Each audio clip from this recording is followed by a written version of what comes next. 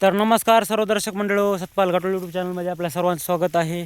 खूप दिवसानंतर मी हा व्हिडिओ टाकला आहे आणि मी व्हिडिओ का पोस्ट करीत नाही कारण की मला वेळच नाही. बघा इकडं बघा, दिवसभर शेळ्यामागं फिरावं लागते आणि सकाळी वर्कआउटला जावं लागते. वर्कआउटला जर गेलो आणि तिथे जर व्हिडिओ काढत बसलो तर माझा वर्कआउट होणार नाही.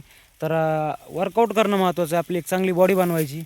आणि बॉडी बिल्डिंगमध्ये काय होतं आहे की महत्त्वाची गोष्ट आहार आणि आराम जर नसेल तर व्यायामाचा काही मतलब नाही. आणि माझ्यासोबत तेच व्हायला लागले. मी व्यायाम भरपूर करतो आहे पण आहार आणि आराम कमी. मला दिवसभर सारखं शेळ्यामागं फिरावं लागतं आहे आणि उभा चालावं लागतं आहे.